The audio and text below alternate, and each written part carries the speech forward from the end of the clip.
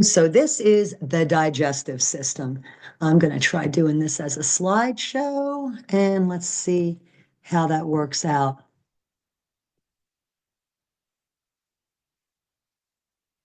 Okay, let's move this out of our way.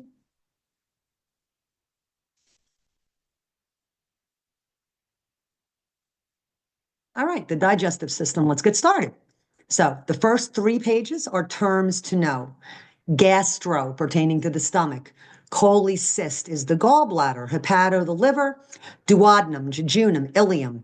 You can read, right? And I will complete these for you. So this way you've got the definitions of these words on the first 3 pages.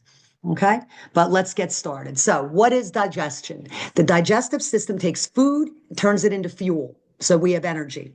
Okay, make sure you know the word mastication, and that's chewing, and deglutition, which is swallowing. Okay. Ingestion means taking in food. Digestion occurs in the small intestine, and every nutrient and macro and micronutrients get absorbed into the bloodstream. Whatever's left are wastes, and that is defecation or bowel movements. Okay. Pretty easy. We already talked a little bit about catabolism, which is breaking down food into smaller things. And then anabolism, which is using energy in building cells. Okay. So this is what our digestive system is doing all the time. It's taking whatever we eat and drink, taking whatever nutrients that we need, and either building up, building cells, or breaking the food down into energy. The digestive tract can be called the GI tract, the GI system, and the alimentary canal. You should know that. And gastroenterologist is the specialty that studies the digestive tract. A gastroenterologist is that doctor. So your GI tract is 28 to 30 feet long. Yep. From your mouth to your anus. And it takes about 24 to 36 hours for food to travel through. And it works with the nervous system and the endocrine system for this to work. So anything you eat, carbs, proteins, fats, they're broken down to provide carbon, hydrogen, oxygen, and proteins for nitrogen, which are the things that we need to make energy. So here's a basic outline of the digestive tract, okay? You got your mouth, salivary glands, your teeth, your tongue. You chew food up, mastication. It goes down the esophagus all the way down to the lower esophageal or cardiac sphincter, which opens up and lets the food enter the stomach. And once the food enters the stomach has rugae. They are like folds. And the stomach will add hydrochloric acid, which is the strongest, most acidic acid that there is, to break down the food by churning it and mixing it with hydrochloric acid, turns it into something called chyme. Kind of like baby food, right? Mushy. Then at the bottom of the stomach is the pyloric sphincter, which will open and release that chyme into the small intestine. It travels through the small intestine, which is where most 85%, give or take, of absorption is going to happen. The nutrients, the carbs, the proteins, the lipids, the vitamins, the minerals, everything will get absorbed through the intestinal walls into the bloodstream. Whatever's left is waste, goes into the ascending colon, which is the large intestine, transverse colon, descending colon, the rectum, and then Uranus. And that's excrement. So, and here's just another diagram. So, starts in the mouth, mechanically, in the mouth. Your teeth cut, chop, grind food, makes it smaller. Salivation occurs. Digestive enzymes and juices break down the food even more. And then you swallow the food. Let's take a look inside the mouth. We have the upper lip and lower lip.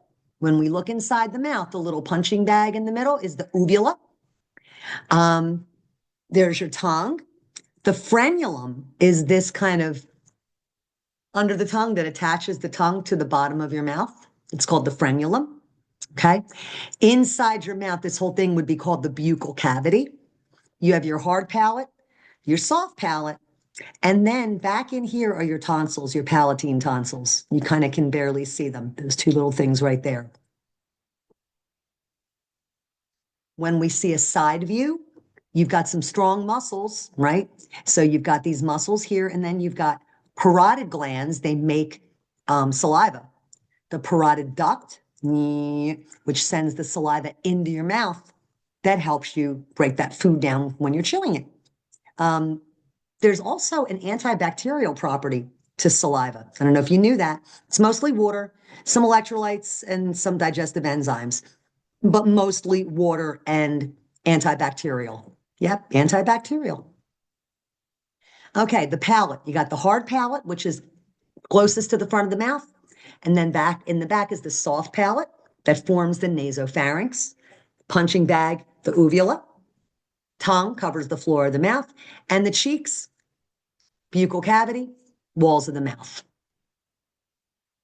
They're salivary glands, they're exocrine glands, right? Because they release into a duct to release saliva, right? And we already kind of talked about what the saliva is, mostly water, antibacterial, some enzymes. Excuse me. And the salivary glands, when they send that saliva does a couple things. Helps to break down starches, reduces friction in the mouth when you're chewing, antibacterial properties, prevents infections, helps you with speech and taste. And just for fun, the pH of the mouth is normally about 6.8, give or take. Then we have your teeth, upper and lower teeth, right? You have two sets of teeth, deciduous and permanent. Deciduous are your baby teeth. You have 20 of those. And then your permanent teeth, 32, not counting your wisdom teeth. Fun fact, wisdom teeth are thought to be vestigial, which means that we don't need them anymore because now we cook our food. We're not eating raw things, raw meat. But back in the day when we were cavemen, we needed the wisdom teeth, those big molars all the way in the back, to help us grind up the food that we were eating. We just don't need them anymore. When you take a cross section of the tooth, kind of helps you understand the anatomy of a tooth.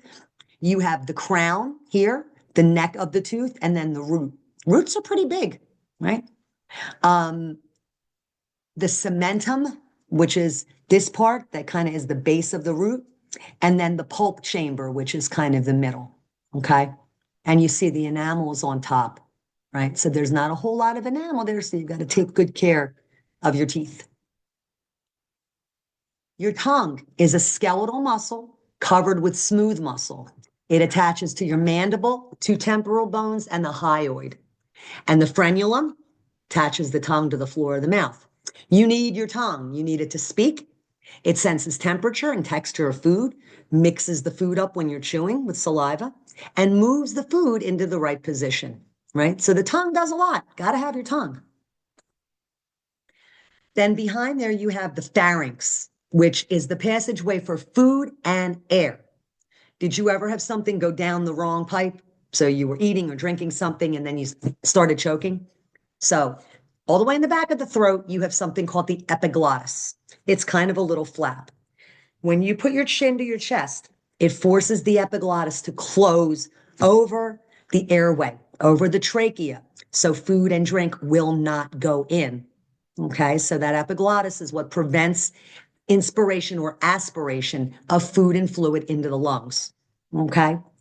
When you start to eat, when you swallow initially, that's a voluntary process.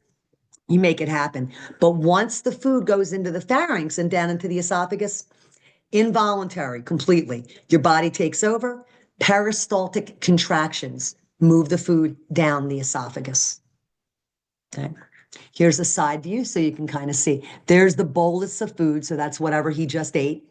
And he's swallowing it. That's an active process. He swallows it. And you see where it swallows. See how the epiglottis over here is closed over the larynx? The esophagus is back here. The trachea is here. This leads to the lungs. This leads to the stomach. See how close they are? So that epiglottis needs to be closed so that the food goes down the esophagus. Okay.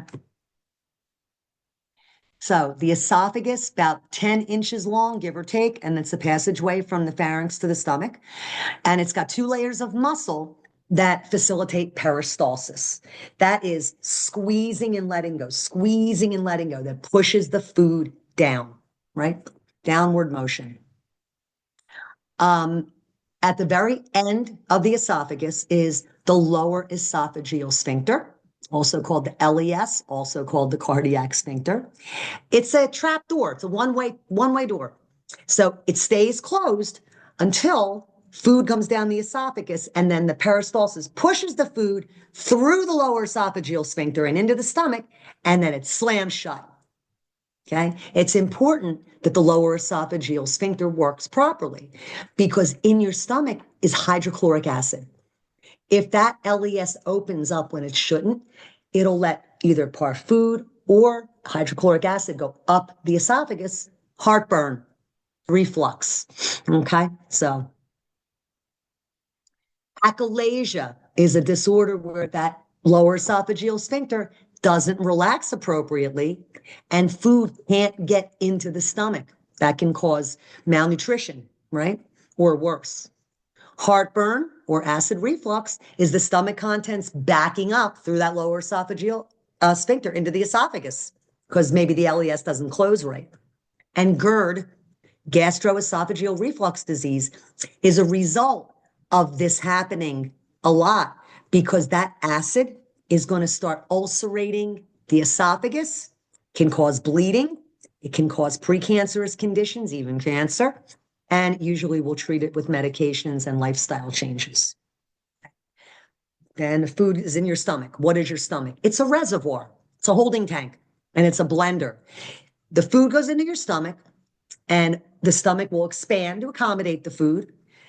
Hydrochloric acid will mix in with the food, and there are rugae, folds in the stomach that churn the food up and turn it into what's called chyme.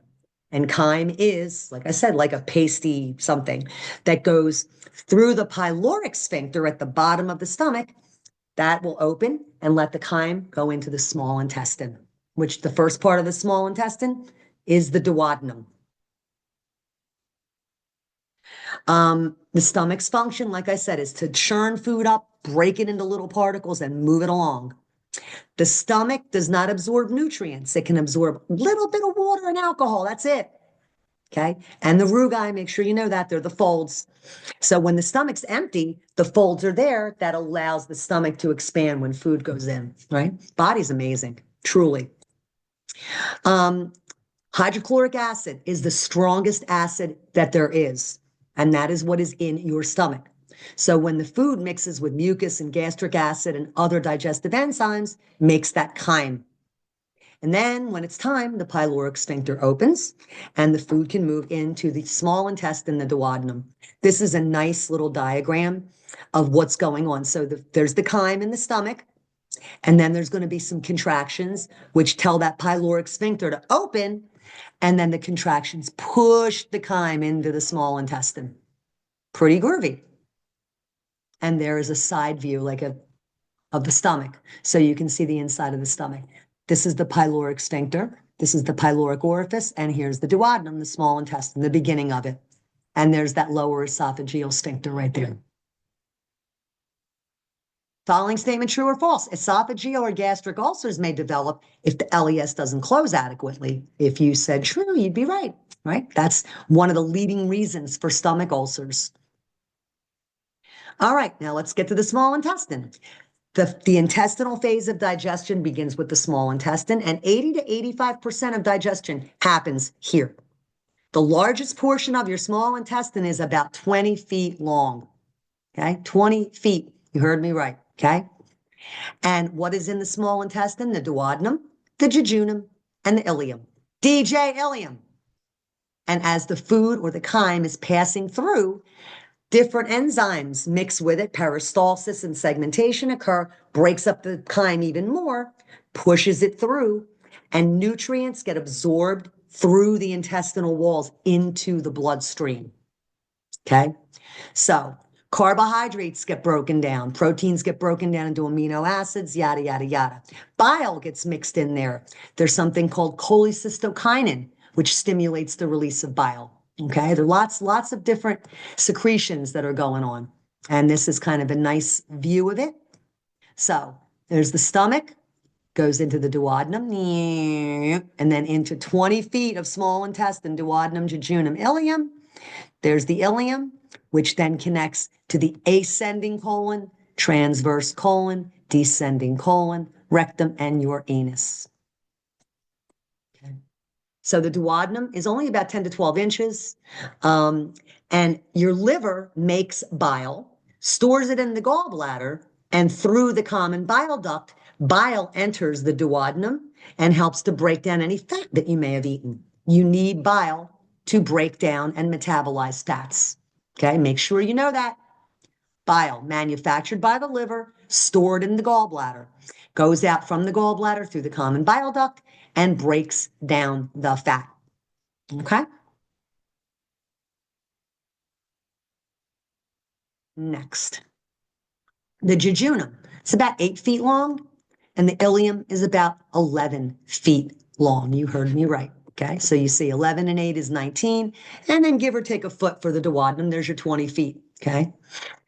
There's all kinds of stuff going on in the ileum. There's an ileocecal valve that is located between the ileum and the cecum, which is a one-way valve. It'll shut to prevent backflow into the small intestine. And I'm going to show you the cecum in a minute. Okay, that's kind of going into the large intestine. Here's the large intestine, and it's divided up into the cecum, the colon, the rectum, and anus. Okay.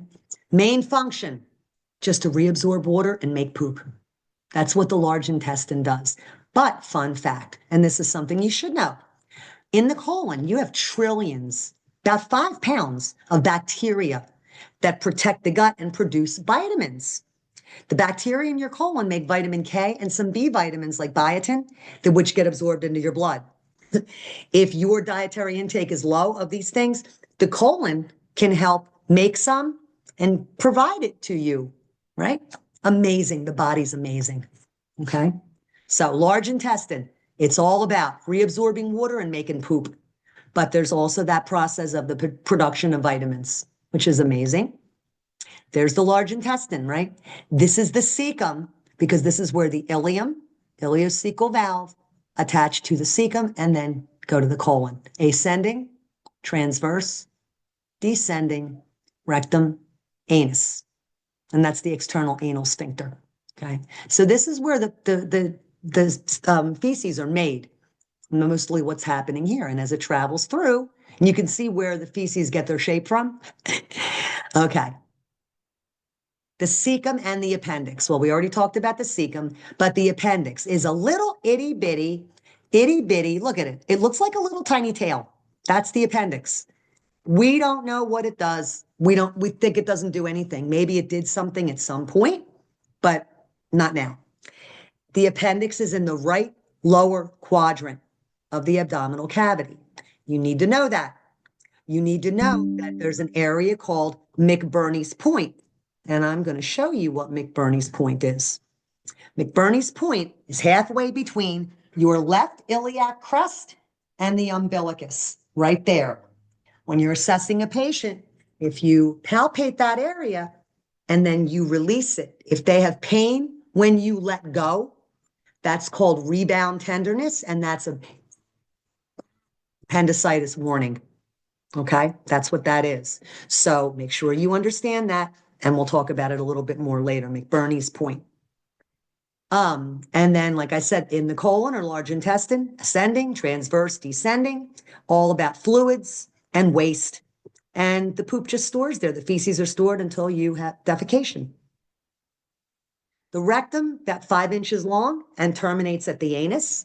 So the anus is the terminal portion at the end, and waste products are excreted there.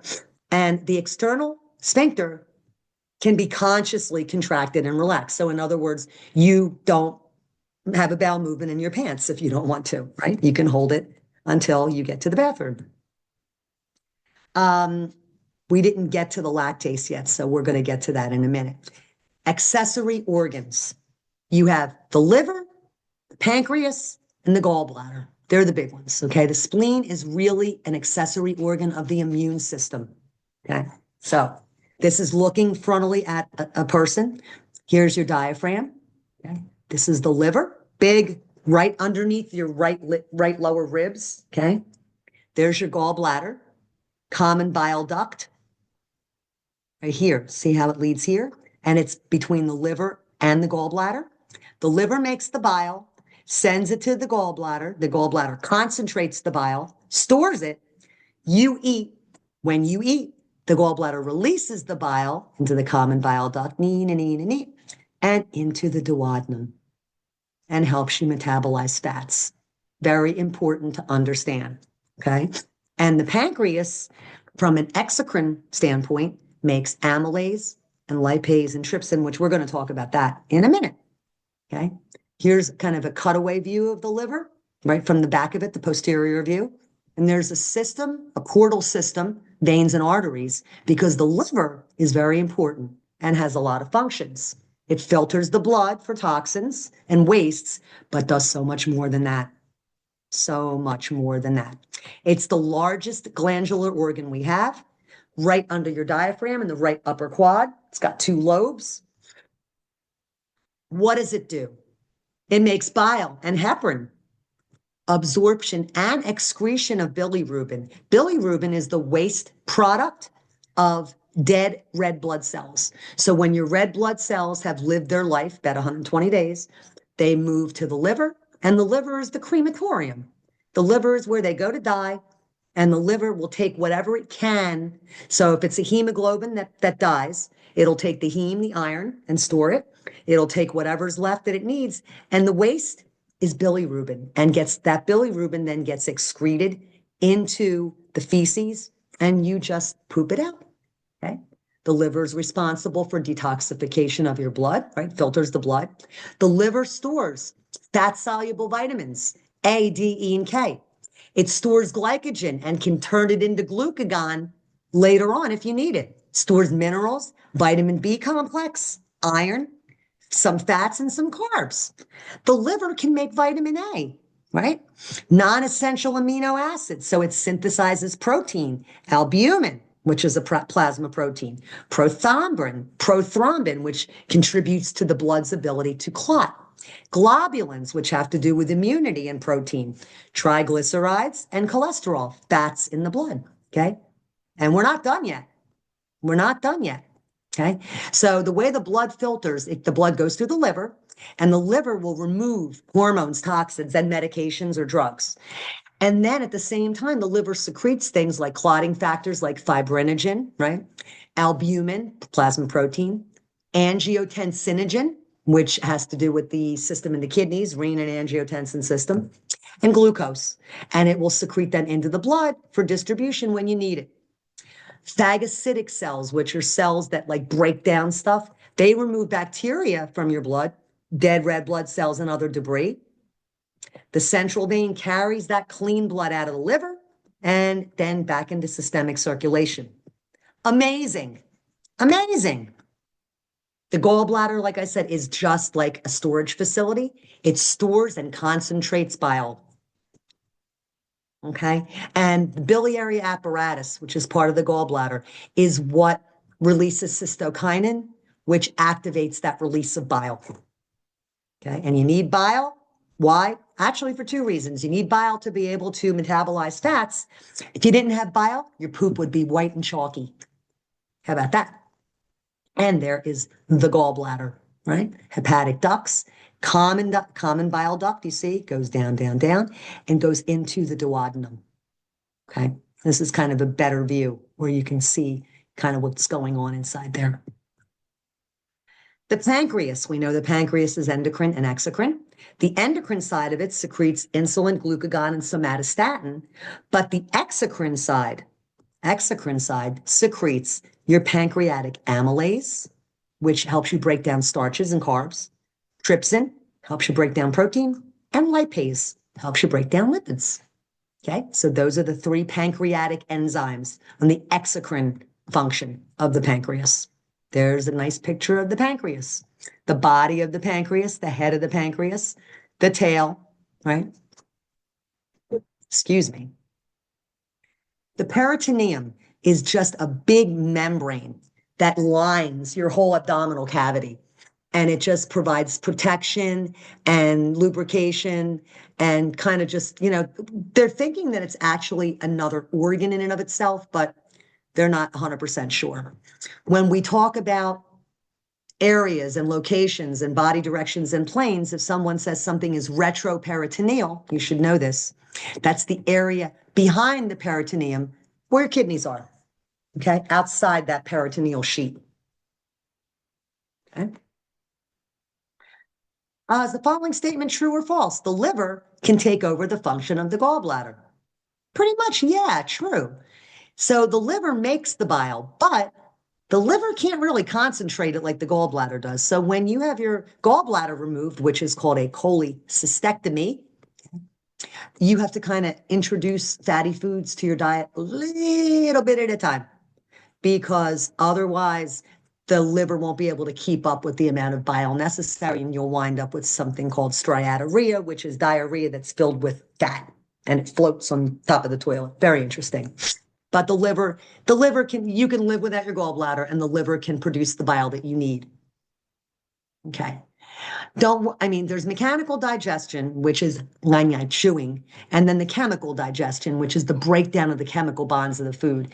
You don't really need to know all of it, like how long everything takes. That's not critical for you. But just understand that the whole process, from the time you put food in your mouth till the time you have a bowel movement, is somewhere between 24 and 36 hours. Okay. Remember, these enzymes that we talked about, amylase, trypsin, lipase, bile, the salivary glands, all these things, they are what really helps chemical digestion, what breaks down and gets our nutrients that we need. There's some mucus that lubricates the GI tract. Water, you got to have water. Water is a solvent, and it also liquefies the food, and it helps keep your bowel movements kind of soft, right? Oh, and one thing, solvent that follows electrolytes across intestinal wall. Just remember one line here. Water follows salt. Water follows salt. I'm going to actually put that here. Water follows salt. Okay. So water will follow electrolytes. Okay. We talked about digestion. The stomach doesn't really digest. The stomach breaks down and stores, right? The stomach has pepsinogen and gastric lipase and hydrochloric acid. And one more thing, intrinsic factor. Make sure you know this. I'm going to put an asterisk there. Intrinsic factor is something that the stomach makes that you need to allow you to absorb orally vitamin B12 from the foods that you eat. It'll make sense down the road. Just know it. I talked about the cholecystokinin, which is secreted in the duodenum and the jejunum and tells the gallbladder, there's fatty food here, give me some bile. Okay. And absorption occurs mostly in the small intestine. Like I said, goes through the intestinal wall. The small intestine contents move into the large intestine in about 4 to 6 hours. Okay. Mix with some water, right? Waste product. And at the distal colon is where the waste products come out. Okay. And all of these things contribute to your metabolism. Okay. Your metabolism, and just to give you a basic overview, your basal metabolism, and you should know this, is the minimum amount of calories or energy that you need to just be alive. To just be alive. You need to make a certain amount of ATP to keep your heart beating, to keep you breathing, just to be alive. Okay. So that's your basal metabolism, your basal metabolic rate. Okay. And that's important to know. Any nutrients that aren't absorbed, you get rid of as waste. Okay. We talked about that. Okay. Already. The effects of aging on everyone else except me. They say that production of saliva can decrease. The gag reflex can get slowed down. Bony structures, because of the loss of fatty tissue, can decrease around the mouth. Loss of teeth is not normal aging, but usually because of poor nutrition and hygiene. Sense of taste and smell decrease. True. Cardiac sphincter, lower esophageal sphincter relaxes. Always. Gastric mucosa atrophies, hydrochloric acid, intrinsic factor, enzymes decrease. Intrinsic factor often decreases with age, which means older folks typically will need vitamin B12 injections so they don't have a deficiency. It's called pernicious anemia. Food can stay in the stomach longer. Peristalsis is slowed down. You don't make as many digestive juices. Ignoring the need to defecate, I don't know about that. I don't. Gallstones can occur. And when we get to med surg, we'll talk more about that. Lower tolerance to some foods. Yeah, spicy foods and stuff. Ignoring I think they mean hunger or thirst. For a lot of older folks, especially like 80 something, that age, they don't feel hunger and thirst sometimes because they don't move around a lot. And that's a problem. There's a decrease in the surface in the intestine that actually absorbs nutrients. And for some people, not me, fat tissue can replace muscle tissue, which is not cool. They don't exercise as much, poor diet, not moving so they don't need as many calories, physical activity, which means reduced exercise, difficulty swallowing, Huntington disease. Wow, let's do this. I'm getting rid of this, and I'm going to say, you should know that difficulty swallowing is dysphagia, usually due to a stroke. Dementia, of course, affects the ability to eat. Financial factors, if they don't have money, right, or they can't prepare their foods. Incontinence, others, not me, right? Last question. Is this true or false? When evaluating the resources of an older adult, the nurse should investigate the client's potential support system to help ensure that they're getting adequate nutrition. Hope you said true. You always assess their resources. Do they have food? Can they afford food? If not, we can hook them up with the social worker, resources like Meals on Wheels, right? So very important. Be kind. All right. That was a mouthful, guys. No pun intended, digestion. So I'm going to stop the share and I'm going to stop the recording and see you soon. Bye.